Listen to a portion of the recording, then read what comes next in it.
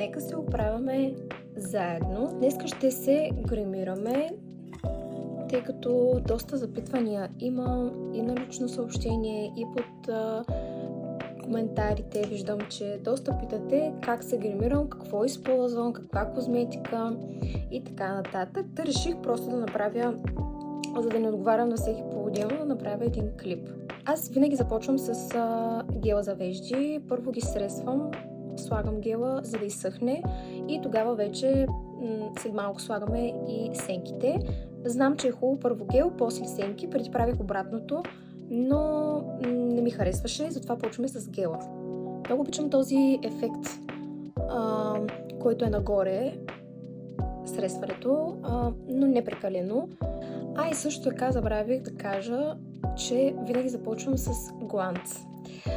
В момента нямам, някъде в другата стая предполагам, затова няма да слагаме гланц, но винаги е хубаво да се хидратират устните, преди да започнете да се гримирате. Не казах, гела е на мисля, Essence.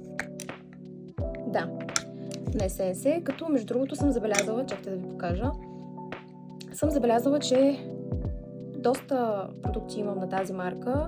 По принцип, мен не ме бива много в гримирането, не знам така доста от нещата предполагам. Това е моят грим, който правя всеки ден. Ако било то отива на участие или някъде по-официално излизане, тогава добавям и фондите. Аз фондите не слагам в ежедневието си, дори биби крем и така нататък. И сенките, разбира се, пак не ги включвам в ежедневието си.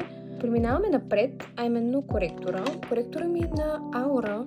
Слагам винаги на тези зони на лицето и около нослед. И сега с една гъбичка. Специално за коректора гледам веднага да го разнеса, защото като изсъхне и много трудно се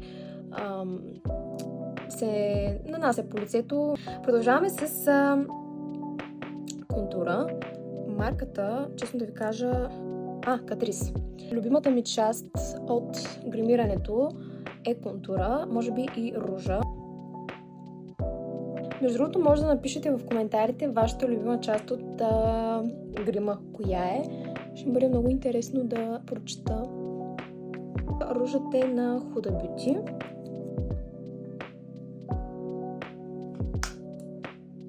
Даже мисля, че този път малко повече сложих. Преминаваме към сенките. Вече гелът е изсъхнал достатъчно, така че преминаваме към сенките, които са на Essence. Аз използвам тъмния цвят, то си личи. Светлия още не съм го използвала, но мисля да го използвам за сенки.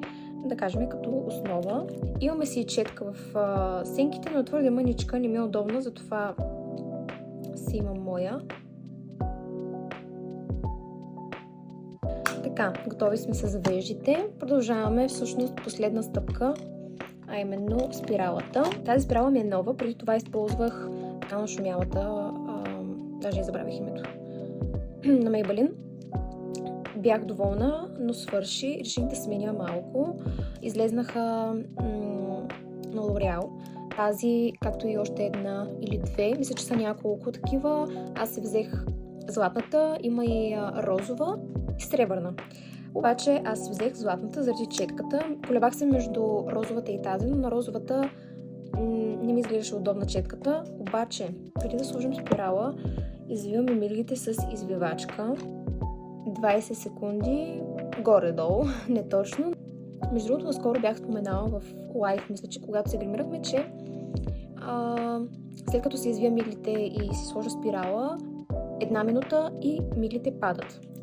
В коментари ми писахте да си нагрея с запалка извачката за мигли, но не искам. Някой друг беше написал за друг хак, а именно да слагам само в края на миглата, а не по цялата мигла, за да не натежава и съответно да не пада. Мисля, че работи, а е всъщност напълно достатъчно.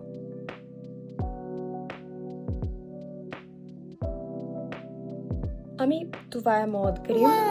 Много лек, бърз, както казах, 5 минути и доста... Мисля, че е напълно достатъчно. Аз, ако използвам нещо по-тежко, ще бъде за някакво събитие, но съответно така през деня или за лайв правиме такъв грим. Надявам се да съм ви била полезна с продуктите, които използвах. Може да кажете вие какво използвате, от кое сте доволни, от кое не сте доволни. Ще ми бъде много интересно да чета в коментарите, така че очаквам ви в коментарчетата. Благодаря, че гледахте и до скоро!